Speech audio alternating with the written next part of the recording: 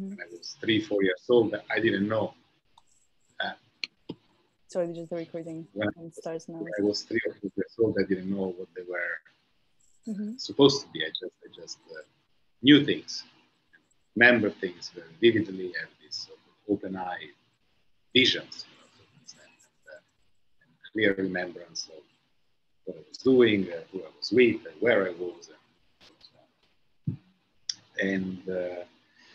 and of course it was odd because I was born and raised in Italy and not in any Asian country and not in any specifically religiously inclined family. My grandmother who raised me was an atheist, so no real sense of that. But I was also raised in a priest Catholic school because all my family was raised there since I don't know many generations, in old institutions, and so I had a little bit of this schizophrenic upbringing, sort of atheistic on one side and religious school on the other, and going to church as we used to every morning before going to class.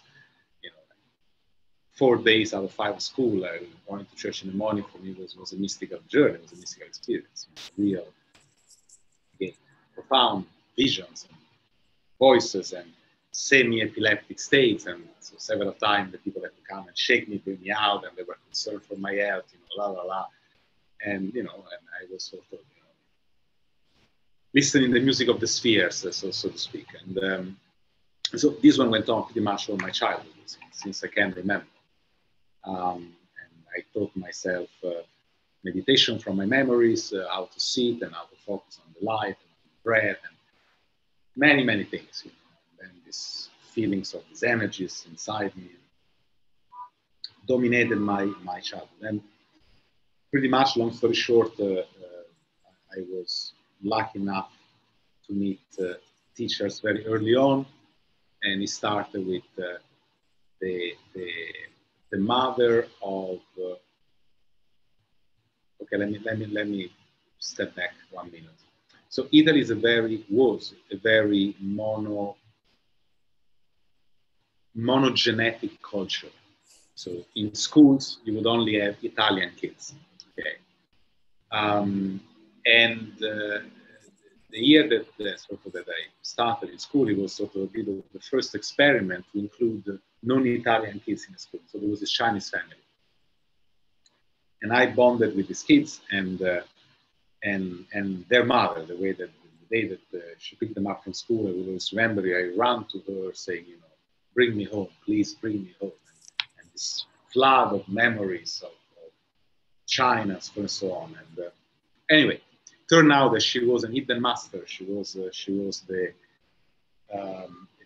director of the Chinese opera of Taiwan, and most of these people are highly trained masters of qigong, energy work, martial arts. And so I started really early on with these things, to be inducted into this world of energy, mystery, and outer state of consciousness, and so on. And it never stopped. One person led to another person, to another person, to another person.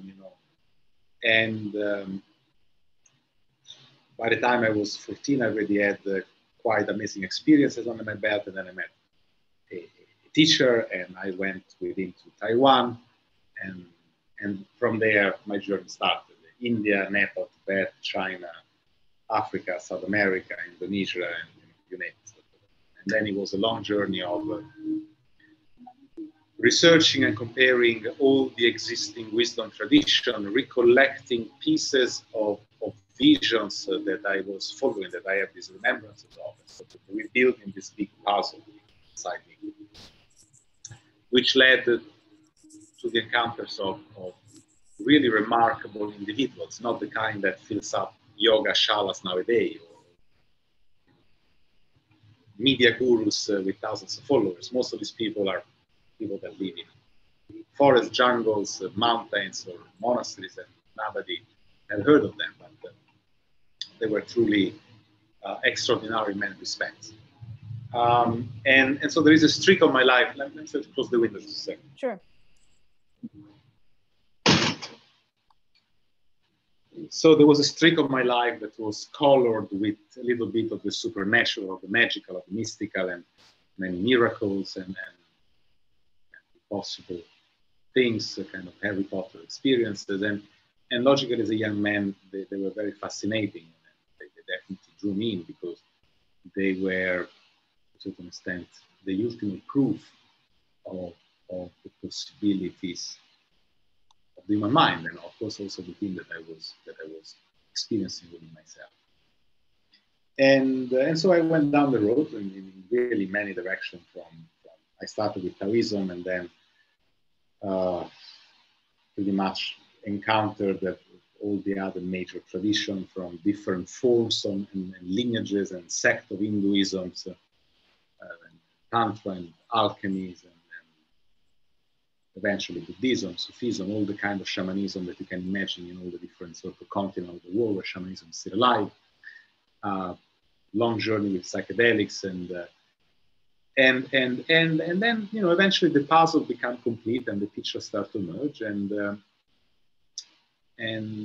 then sort of naturally I found myself, what do I do with all this knowledge, with all this wisdom, with all these experiences? I mean, I did years and years of very, very serious ascesis, like hardcore, caves and mountains and months of silence, and many years of these people hardcore practices, hours and hours, Olympic level, like 6, 7, 8 hours a day of non-stop meditation, different kind of breathing practices, or you name it, right? Work with psychedelics and then sort of I returned into the world fully, and I found myself with a big question again: what to do with all of this?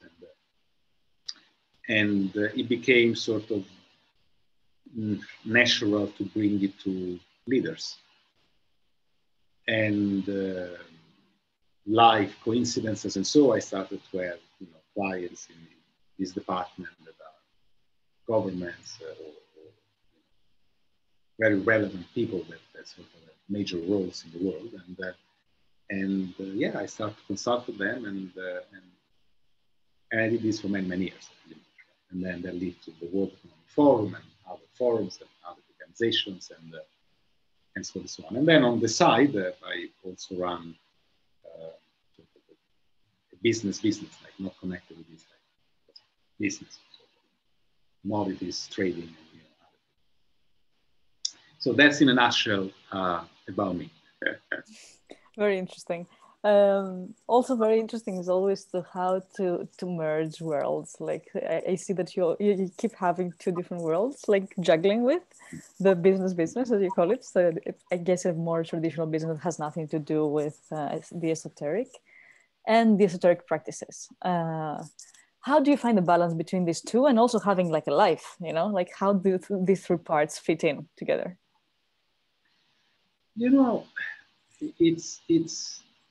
It's building habits. I mean, it's like you stand up and you wash your feet and you take a shower, you don't think about it. It's already completely integrated into what you do.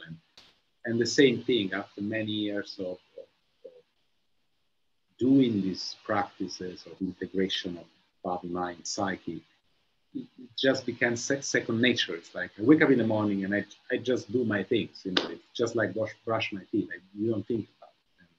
And then you finish and you go on with your day and do your things. And then when you have breaks in the evening or afternoon, you go back and like you take a shower after you finish training, and you take a shower of your mind, let's say like this, and you wash your mind and psyche in the second part of the day or before going to sleep. And there is nothing special about it. It's so integrated. But this integration took a lifetime. So it's now is natural, and for many years it wasn't. It was like discipline and will and and whatever. And the more you do it, the more normal it becomes. Nowadays I don't believe in all this esoteric mumbo jumbo, language or things. It's very matter of fact. You do it and you do it, and then like you do everything else in your life.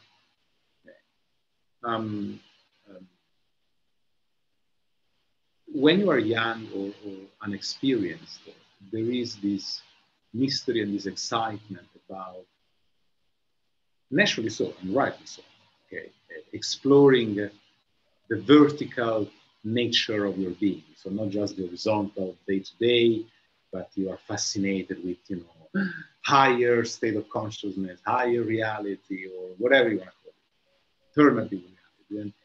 And after the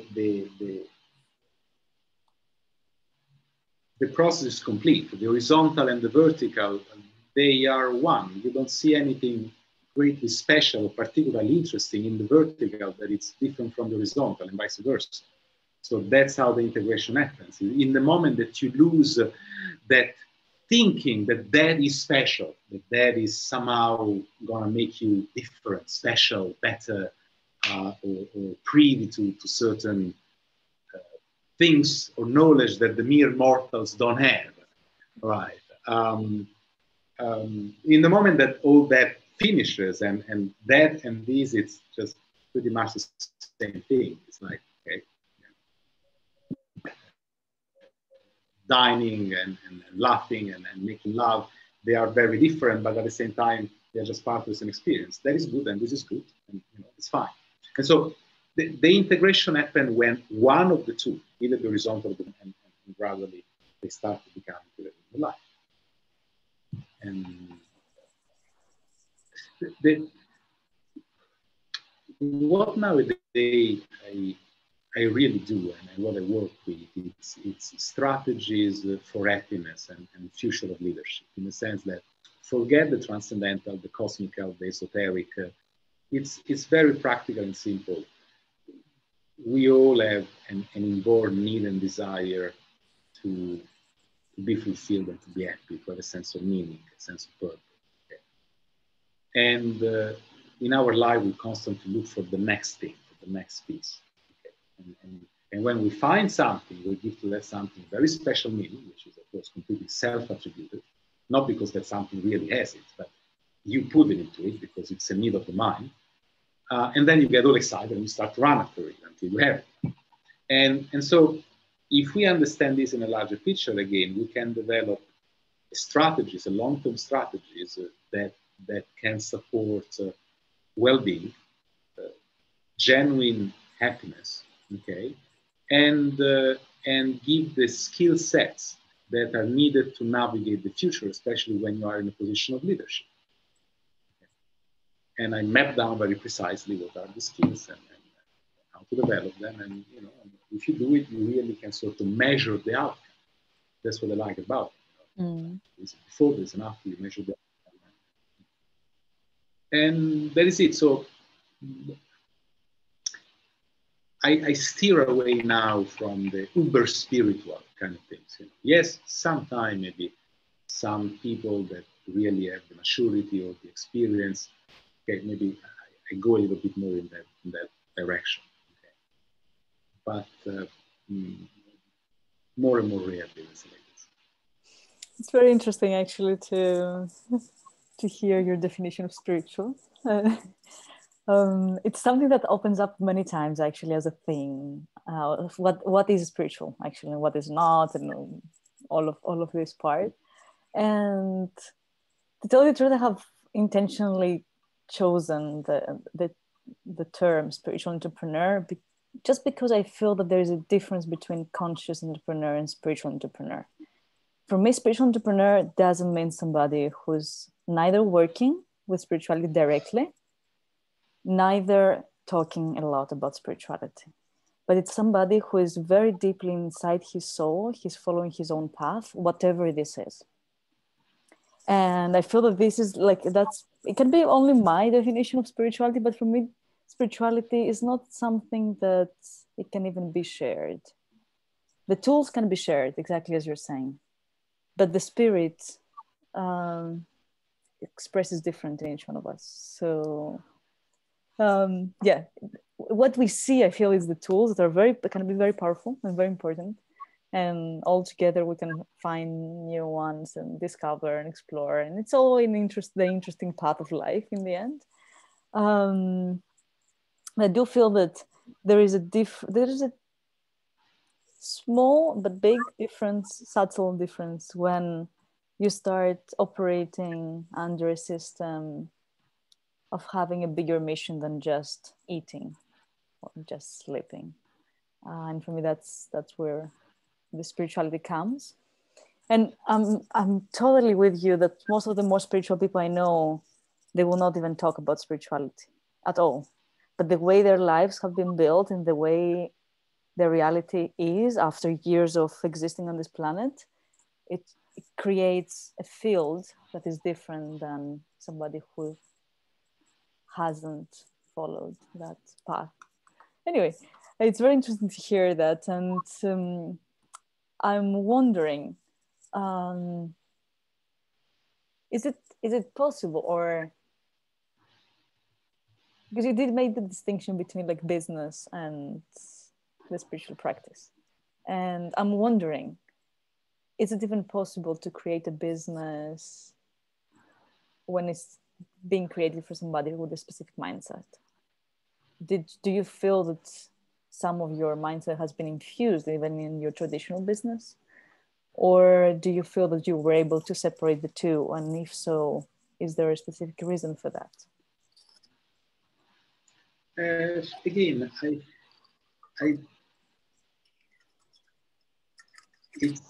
you created a frame of language and a polarization which I can't agree with. Okay, so it's difficult to give an answer because I would have to give an answer in your frame of reference that is not mine. Mm-hmm. Okay, it's not really how I experience it. You see spirituality in your definition. You say that, it's when you realize that there is more than just eating, and mine is exactly the opposite. That is exactly when you realize that it's just eating. There is no more than that. And everything that is before is that juvenile experience. Oh, the great meaning. I am made for more, and la la la la. And yeah, it's all good, but it's not really how I see it. And it's perfectly fine because the different journeys and everybody has to make their own. As you was correctly say, everybody is differently expressed or something like that.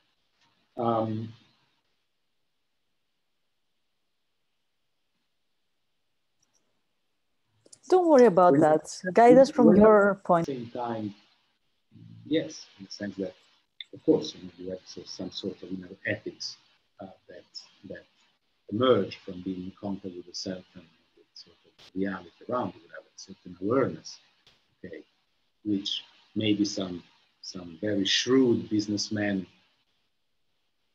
doesn't necessarily take in consideration. So in that sense, yes. But other than that, business as usual. When it's a business transaction, it's a business transaction. I mean, it's like there is this, there is that, these are the money. Discuss about that, and then yes, no, no. Okay, so it's not particularly informed or reflective of my spiritual practice that I might have done a few hours before, where I experienced communion with God or great love emerging from my heart. It's just different. It's like eating and drinking. One is eating, the other is drinking, and they are connected and they are not. When you eat, when you drink, when you sleep, when you do business, when you meditate and talk to God, it's fine. And you understand what I'm trying to say, I hope.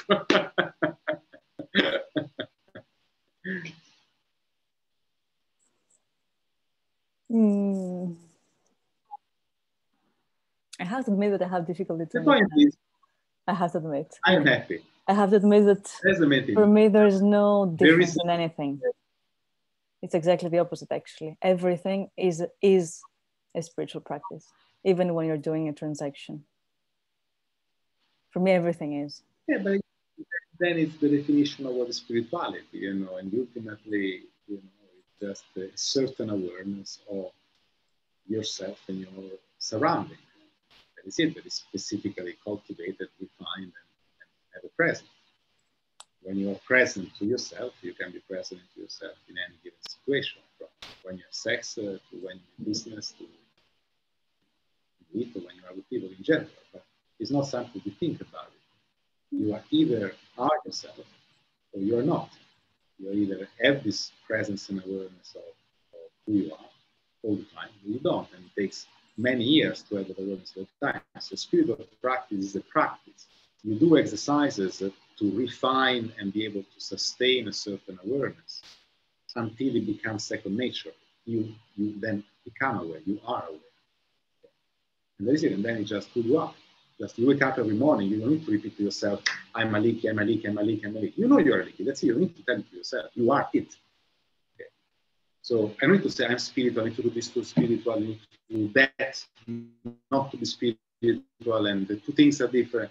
There is not this thing anymore, you just are. And the main thing is that you wake up every day, I do, okay, and you go to sleep like a baby every night, and I do. And 98% of the day you are happy and experience joy, vitality, energy, creativity, excitement, and ambition, and everything. And that is it. And then you just sleep. So is that the definition of you? Like you use an interesting word in your current. I don't know if it's a current project, but it's an older one. It's just more open to the world now. You use the word superhuman, which is a very different word. No, I don't. It was a terrible name choice that was done by this production because they wanted to create something, American sounding, superhuman. But I personally never chose that name, and I'm constantly pushing to remove it. And actually, I'm really working hard to completely remove it because. What name would you like to put? What name would you choose to put on it? Yeah, I mean, it's that was a venture. Is this kind of documentary that revisit certain episodes of my life, of my journey, right? And so, as I say, it's like I had a bit of this Indiana Jones adventurous life, and these docu-series basically reportray, certain episodes or reenact certain episodes when I was with this magician or this yogi or this alchemist or this monk, And so because there is a little bit of this magic into it, because some of these people, they do this kind of apparently superhuman feats, kind of Harry Potter kind of things. They really are master of this kundalini and these energies, and they can do all this amazing stuff, right? And so from the viewer perspective, it's like, wow, this is superhuman. It's because there was this old fashion in America now with this Superman, superhuman, superheroes, this American childish thing. Okay? And so that's really why it was created. But it's just a very niche thing specifically to the reenactment of this documentary of certain episodes of my journey. That is it. It doesn't go further than that.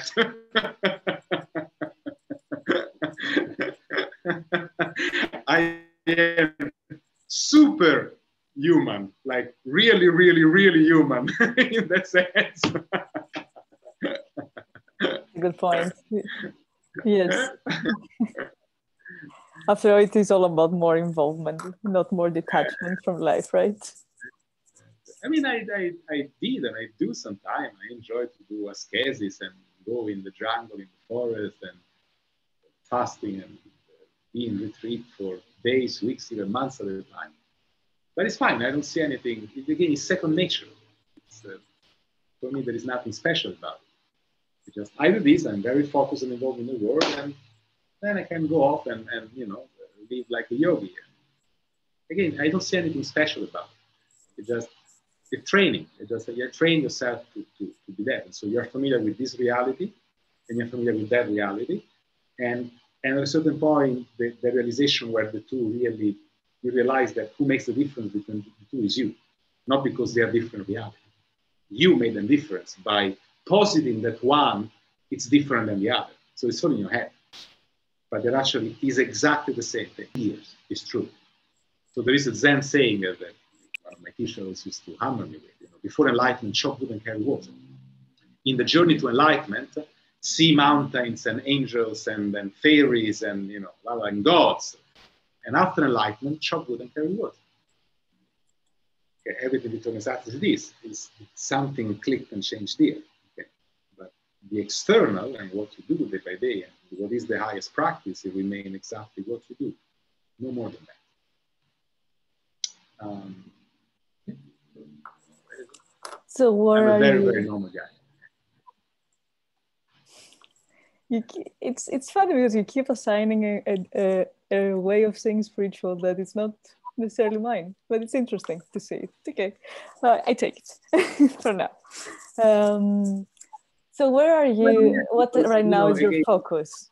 Like where are you focusing? Like where are you looking towards right now? What are the next steps, if there are, or what is really making you right now feel excited to be still here? Money, of course. Why? Simple.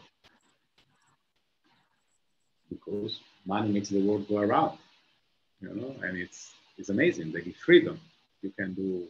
They give possibilities. You can do things. Okay. In 1 year and a half, the world has been in a pandemic. I didn't have any pandemic because I have the means to be where there was no pandemic. Okay, so money, of course. And whoever tells you that because the spiritual is not about money, they are living in a delusion. It's all about money, rightly so. Okay. So money, very simple. You know, if I'm not interested in money, if someone is not interested in money, they are not here. Not on Zoom, not on Facebook, not on Instagram, not promoting themselves on YouTube or making seminars on spirituality. If you're not interested in money, you are in the jungle in the caves. Okay, eating one bowl of rice per day. If you are not there, if you are here, it's because of money. Fame, personality, success, sense of self-realization, money. So the answer is money. I'm here. You know, when I'm in the jungle and in the cave, it's not money. When I'm here, it's money. What for? Because I totally understand the value of money, but I don't see it as the only reason of existence. I'm sorry. I have difficulties to see it like that. Okay. No, I didn't see it as a reason of existence. You are asking me something different. The reason of existence, I found it for myself. You're asking me about what, you know, what I'm doing now, or, you know, what makes me excited, what I'm looking for. Let's look for money. Okay. What's the next thing? It's different. Money is possibilities. And possibility is capabilities. And capabilities is influence. And influence is the ability to change reality around you. Or influence the reality. Transform it.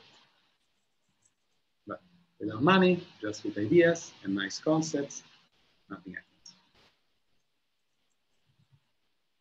So before we start concluding, we have 5 more minutes. Is there anything else that you would like to share before we start closing? I mean, I don't know who is your audience, so it's you know, I don't see who is there. I don't know the people, and if there are sort of young people, entrepreneurs that have sort of spiritual aspirations or fantasies or desires, I think that the message I pretty much already give it. It's like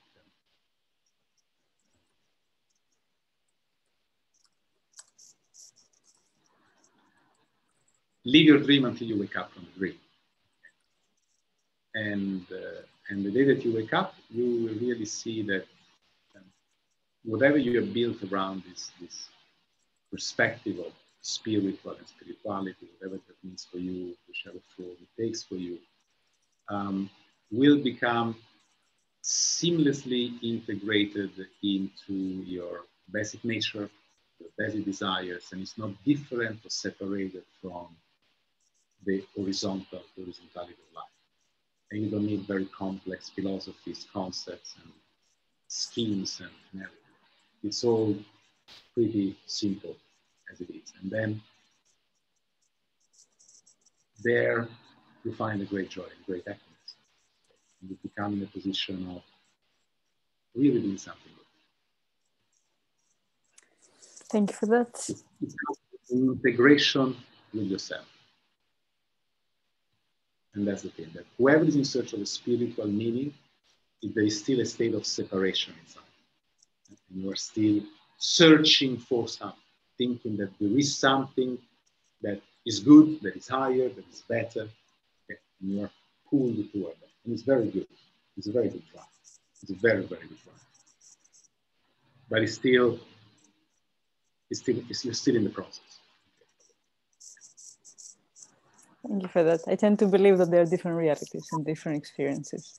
So before we go, I would like just to ask what I ask always, like the people that I interview, and it's if you could say with maybe one phrase or a few words, what do you feel is your gift to this world, like as a person in this specific life? What do you feel that you're bringing? What is your unique gift? Well, to a certain extent, my training empowered me to be a karma accelerator. I can speed up people karma. I think I say it. 10,000 lives in one life, burn through all karmas real quickly. So it's an exponential acceleration of everything, which bring happiness. The final result is happiness. So if you ask what is sort of my skill, and the clarity of the vision that I now have enables me to give people clear strategies to be better leaders and to truly be genuinely happy, and therefore bring that happiness around. And not just only the hedonistic happiness, so the joy of the senses, but that deeper state of that eudaimonia. Simple, that's my gift. It sounds really interesting. And if there's something that's right now as a person, or it can be personally, it can be your business, it can be in any layer that you would like to take it. Is there anything that you would need that you need right now? Can you refocus? Can you repeat the question? If you could, I missed the line for a sec. Sorry. Practically, is there any need present in any layer? It can be personal, professional. It can be in any layer. So it can be also personal need. It can be a professional need. Is there anything that David, as a human being, needs right now? There are always needs. There are always needs. You have the need to eat every day, to sleep every day, and to pay the bills every day. There are constantly needs. Of course there are needs. And so yes, of course there are needs. It's pretty self-evident. Is it something maybe bigger than? Is it something not bigger? Is it something that you would need the intervention of somebody else except for yourself? Is there a need that somebody else should be involved to be covered? Because I mean, eating, I guess you have food in your fridge and you can go and make a lunch. That's what I mean. Probably you don't need somebody to make a lunch for you right now. That's what I mean. And you need external help. Of course, we need other people. So absolutely. So to have incredible people in my sort of immediate circle or mandala in my network, it's always a great need of incredible people. Absolutely. On all levels.